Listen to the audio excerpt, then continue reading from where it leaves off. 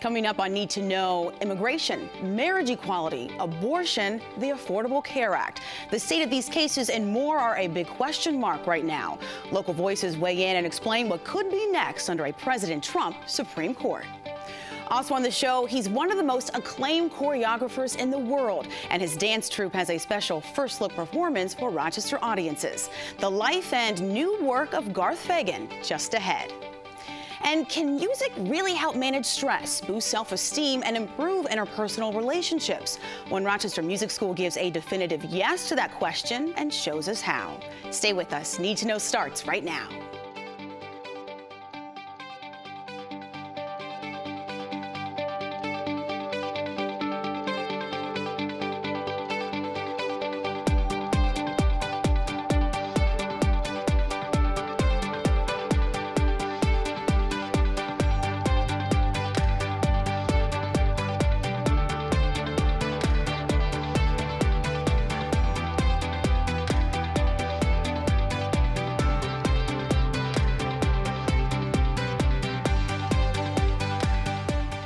Now that the election is over, the focus has shifted to speculation about how a Trump administration could change America.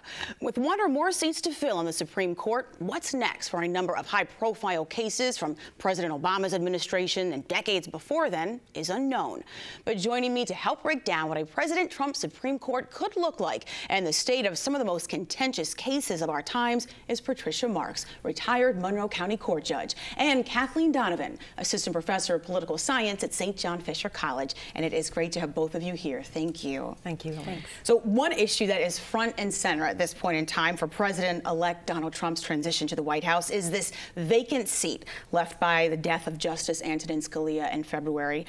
The likelihood of that being a conservative seat is pretty much a slam dunk right there. Mm-hmm. But how will a Trump appointment, based on his current list of justices, really affect the balance of the Supreme Court? And Patricia, I'll give that to you. If it's one justice, it probably won't affect the balance. My concern as a former judge and the importance of the three branches of government is an independent judiciary. And throughout the campaign, it wasn't limited to Trump, but is more spectacular as he speaks about exactly what he wants and what he wants his judges to think. It raises concerns. If I may read from a quote by President Kennedy regarding his process for selecting judges.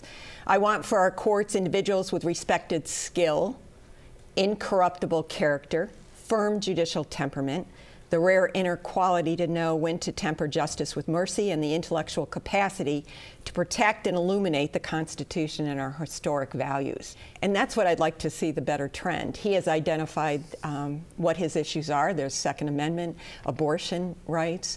As the primary focus, there'll be a litmus test for these potential appointees. It's concerning. That trend has been concerning. Well, President-elect Trump issued his final list of 20-plus potential nominees in September. He called the list definitive. And any idea what this list may reveal about his plans and priorities as president? And more so, what's the message behind this list? So I'll give that to you, Kathleen. Yeah, I thought it was very interesting. I think it reassured a lot of conservatives to put out a list with, you know, from my understanding, by and large qualified individuals, all conservative, which is not surprising. The real wild card on that list being Senator Mike Lee, but since he cast a protest vote against Trump, I don't think that he'll be selected after all. But the remainder are all, you know, highly qualified individuals. And that's what we see when folks get nominated to the Supreme Court. People who look at this kind of stuff know that qualifications is critical, and the more ideologically extreme you are, the more qualified you have to be in order to get confirmed by the Senate. So there is sort of this interactive effect between ideological extremity and qualifications. The one thing that I would note that is sort of a bit interesting about the list is that a lot of these people got their degrees from major state schools. And typically Supreme Court justices, a lot of them come up through the elite schools, Harvard, yeah, and Yale, Stanford, places like that.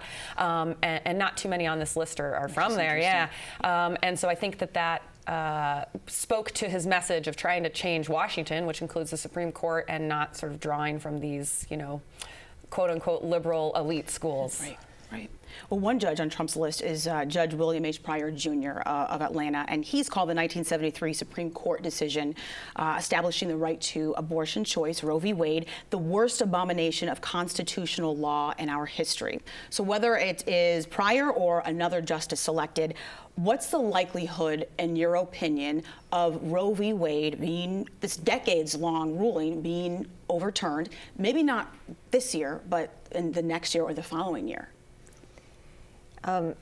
That would be difficult to answer. At this point, Trump has the ability to appoint one vacancy. The potential exists with respect to 3 other Supreme Court justices who may not be able to continue during the course of his term, in which case you have the potential to have a Supreme Court that is highly conservative. But if they're well-qualified justices, they understand the importance of precedents, and they would have to really, A, find a case that gets to the U.S. Supreme Court to challenge it in a meaningful way, and B, find a way to digress from the constitutional principle that was established in Roe v. Wade in a meaningful way. So I think it's not as clear as a line as everyone is concerned about. It's not as clear a result as President-elect Trump would like it to be. Yeah, and if I may add to that, I think it is very difficult to know. I think particularly of Anthony Kennedy, who has come out and said that he is pro-life, but has voted to uphold Planned Parenthood v. Casey, right, and a standard of undue burden, reiterating, making it easier to implement abortion restrictions, but still upholding a woman's right to privacy and a right to have an abortion. I think that people should actually expand their thinking a little bit beyond Roe v. Wade and understand that there are other ways to severely restrict access to abortion without overturning Roe v. Wade. Republicans have been trying to pass a bill for several years now that would ban abortions after 20 weeks, and it's possible that that would be upheld. I didn't know this until recently, but there are actually 5 states that have only 1 abortion clinic in them due to the number of restrictions that those states have placed on abortion. So there are ways to severely limit access to abortion without overturning Roe v. Wade, and I would agree that it's very difficult to predict that, and the court does have interest in their own legitimacy, and they're typically very reluctant to overturn precedent, but there are other ways that we could see access restricted. Got it. So that being said, what do people need to know then about a Supreme Court under President-elect Donald Trump? I mean, when it comes to some of the issues of the day, the big cases of the past year, for example, we talked about abortion, but immigration, gender identification, civil rights laws, things of that matter. Are any of these things, could any of these things potentially see near future changes, or is this something that this takes time and this is not something that's going to play out quickly as though some people are suggesting they could? Yeah, I have 2 reactions to that. So one is that justices that are appointed don't always end up being sort of the justices that the appointee thinks it's going to be. You could look at Sandra Day O'Connor, who was appointed by Reagan and ended up being moderate and even a little bit left of center by the end of her term. And in fact, there's some interesting evidence if you look at sort of the ways that we try to measure justices' ideologies, that all the justices tend to drift left over time, even folks like Scalia and Thomas. And so I would say that you don't ever really know. I mean, we don't know who would be appointed, if Trump would even get to appoint more than one person. But we also don't know how those people would turn out on these issues. Yeah. The other thing I would say is that Obama implemented or used his executive abilities, executive orders, presidential directives quite a bit, mostly because Congress is gridlocked and he wasn't able to push through his legislation. So a lot of these things that he has passed, for example, DAPA and DACA, deferred action for parents and children of illegal immigrants, as well as ordering public schools to allow transgender children to use the bathroom that aligns with their gender identity. These were executive actions and directives, and Trump can rescind those, as any president can, when they come into office, and it doesn't even necessarily get to a court. Got it. Pat, I want to ask you about this because I'm curious. Some of the issues that we're hearing so much about over the past week or so in mainstream media, some of these contentious matters of abortion, I mean, those are decades-old rulings. And then more recent things, like such as marriage equality, we're talking several months old. Does the age of any given ruling put it further off the chopping block, or does that not even matter in terms of changes? That's probably something Supreme Court scholars have really examined, and I don't think there's anything definitive. We've had so many rapid changes occur in the past 10 years in our society. We've had changes in technology to such an extent that I think it clearly is going to influence how we act. Now, I know that the Trump presidency or their transition team is looking closely at, you know, I want someone who sticks with the conservative side of things. And that's really not very predictable. But they are having that discussion about the fact that some justices who are appointed and believed to be conservative have drifted. They will talk about not having a Souter-like judge appointed. And they're really aiming to get almost a commitment to maintain those conservative values. Right. Well, a special thank you to my guests for joining me, for further explaining this for us, the ongoing coverage of the transition of Commander-in-Chief from President Barack Obama to President-elect Donald Trump, and what it all means for Rochester residents. For more continuing coverage of that, tune in to WXXI News Radio and Television, and be sure to check us out online at WXXInews.org. His work has been described as unfailingly original. His dancers have been called fearless. He has been given the title Creative Genius. And according to the LA Times, if there's such a place as Dance Heaven, Garth Fagan Dance knows how to get there. After 46 years of running a Rochester-based dance company and 25 years of operating a Western New York dance school, the mastermind behind the world-renowned Garth Fagan Dance continues to create and inspire. Tony Award-winning choreographer Garth Fagan joins me now to talk life, dance, and a special first look event for Rochester audiences. Garth, welcome. It is great to have you here. Great to be here. Thank you. Nice sitting across from you. Supposed to looking at you on the screen. Well, thank you. Well, some people watching us right now on the screen, they are some of your biggest fans. And there are some tuning in and they're meeting you for the very first time. So for those who are getting an introduction to you, I'm going to take you way, way, way back to your childhood in Jamaica. Oh, yeah. And I understand your father, an Oxford graduate, he had other plans for you besides a life of dance. Is that right? So tell me about his plans versus your own. Right. Well, Daddy believed in education, and he was chief education officer in Jamaica, so that was his job. And he wanted me to be doctor, you know, medical doctor, doctor PhD or whatever. And he thought dancing was just ridiculous. Anyway, in 1973, I had this passion to take my dancers to Jamaica. And I just wanted them to see how we live, you know, and all of that good stuff. So I took 16 dancers and lighting designers and whatever down to Jamaica. Charged it on my daddy's American Express card, because I had a copy for hotel and plane, you know. And got there, said, Dad, I'm not staying at home, I'm staying at the hotel with the dancers. And, you know, I was, what, 33, so I was very grand. I knew it all, everything. But anyway, I reserved a box for you. Please come. 8 seats in the box. He came with all 8 seats and came backstage afterwards. Oh, what a wonderful show. Oh, my son, the choreographer, I'm so proud of you. If you had told me that it had intellectual content and cultural significance, I never would have fought you as art. And the dancer said, you said he was so mean. You said he didn't. What a nice man. My brothers and sisters are laughing when they heard the nice man part, you know, because they hadn't experienced that either. But anyway, that sometimes you gotta go with what you feel. And then when I told my son, I'll pay you back in 3 installments, he said, you don't owe me a dime. Wow. And that was music to my ear. But see, if I hadn't done that, he wouldn't have seen the company, and I wouldn't have gotten his blessing. Right. And while he was tough as nails, I loved him, and he loved me.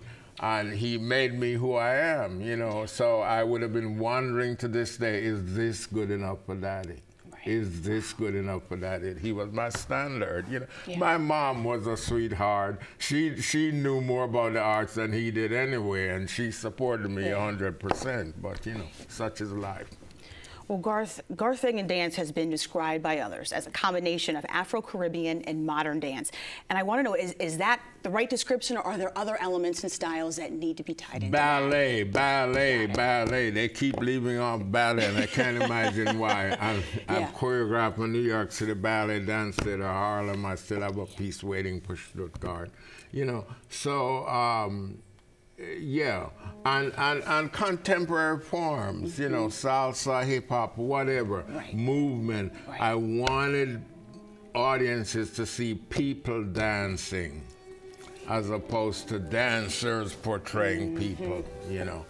And that's what I wanted to see. I wanted to see, well, Alvin Ailey, my beloved friend and mentor, he gave me money in the beginning. He says, Garth, I hear what you're saying, but with all these dancers out here starving, why do you want to use untrained dancers? And I said I didn't want any of the trained acumen, any of the fingers held and all of that stuff, you know, because they're contemporary people. They're dancing about women who run television shows, CEOs of Xerox or wherever. I mean, you know, I'm not going to get into politics. Well, that's okay. Well, my beloved Hillary Clinton. Good. Well, I want to tell you, I watched your TEDx Jamaica talk, and and you mentioned that when you are working on a new dance, that sometimes you can get anywhere up to 20 ideas before you find something that really sticks. So I'm curious, what's the process like for you to get to that point where it does stick? Solitude. I don't allow anybody, even my great-grandson will say, great-grandpa choreograph. He knows don't mess with great-grandpa, you know.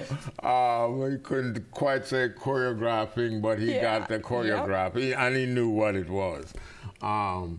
So he's now 9. Oy. It's those moments of solitude that help you to get to that point. Yeah, so I can concentrate. And not listen to the phone, not listen to TV, even when my favorite hostess is on.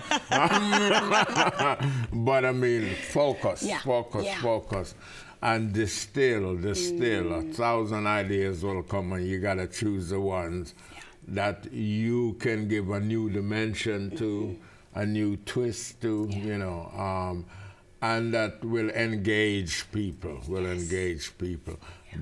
it's hard work, and the movement is a whole other story because I got to come up with the movement. Thank God I have Norwood Pennywell and Natalie Rogers, who are my Bessie Award, fellow Bessie Award winners, to help me, and their bodies are still in shape.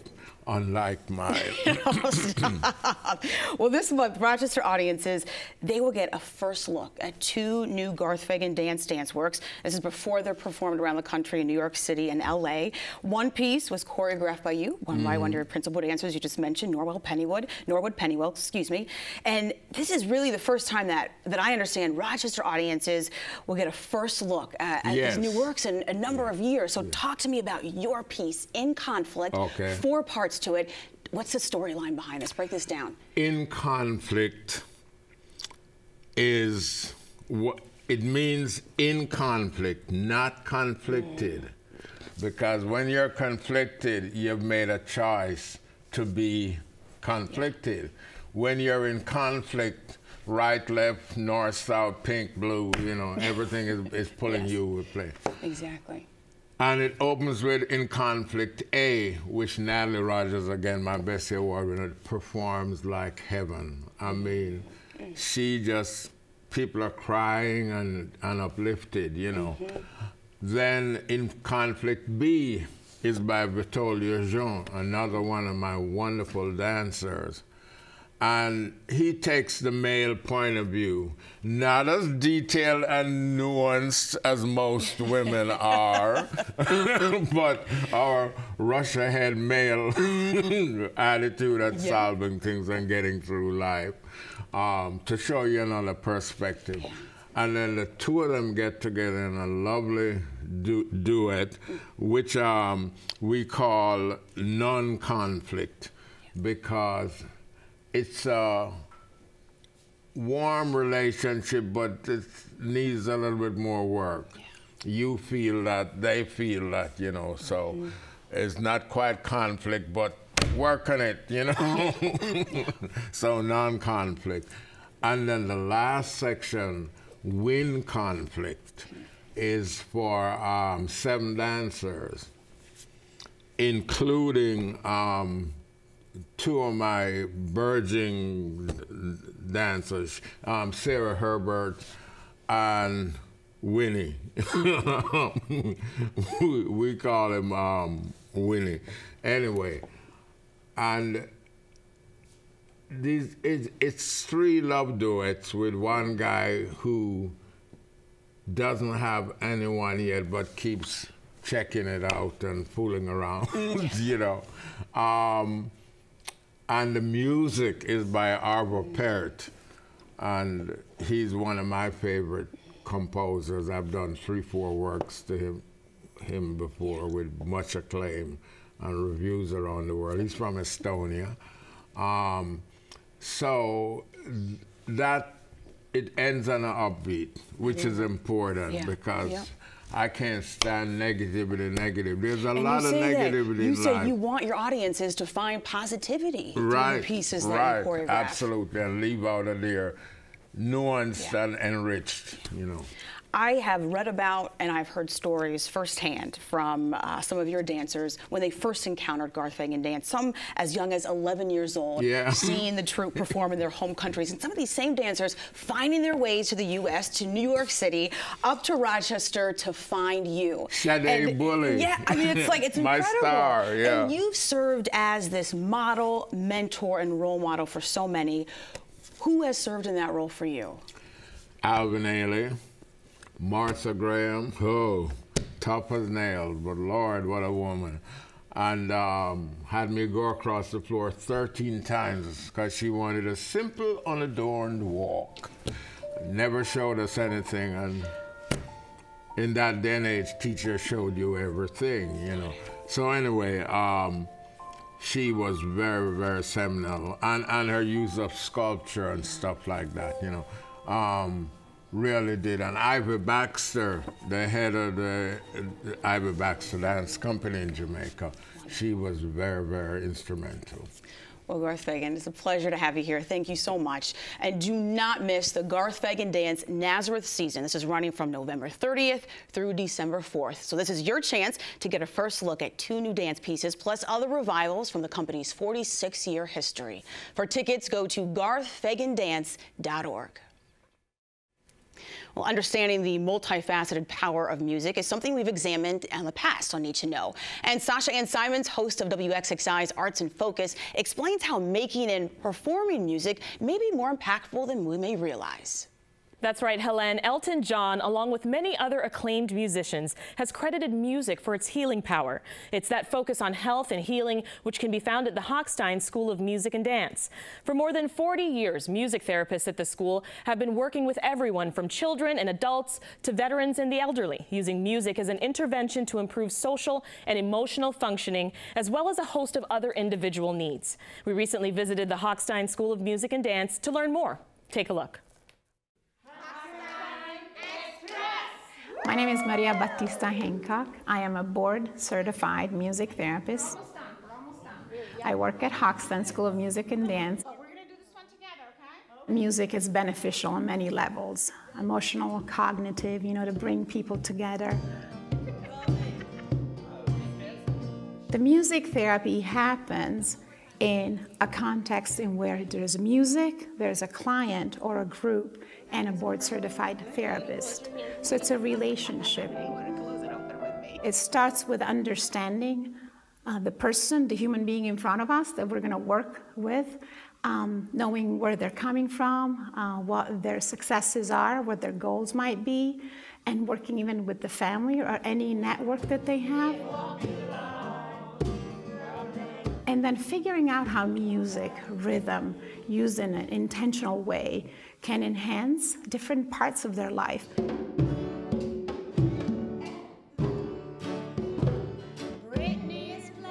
Throughout the session, there's goals and objectives that we have in mind, and so it could be social skills, so a chance for the participants to really be aware of who else is in the room with them and be sensitive to that.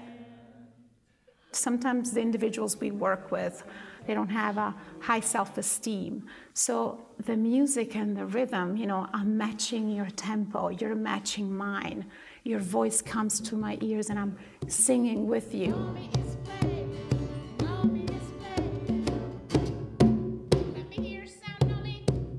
So there's these musical exchanges that then we can generalize. And actually the person feels more at ease if they have to talk to somebody at home, somebody at school, that otherwise would have been very hard to communicate with. And there's something about music that can cut through some of the things that we're not able to say verbally, that are hard to express, but through that sound, that moment in which the music can be outside of you and actually explain what you're feeling in a way that gives power and really a different place for those individuals to realize they have a little control on what's happening and actually make healthier decisions about what they're going to do next. There's a gift in each human being, and I get to see that through music. Inside, that person is just like you, has dreams, fears, goals that they want to reach. Together as a community, we can create more experiences and more places where somebody else just says, you can do a good job. And that's it for this edition of Need to Know, Rochester's News Magazine. I'm your host, Helene Bianduti-Hofer. Thanks for watching our program tonight. And to those who tune in during the weekend or online, thank you for joining us. Have a good night.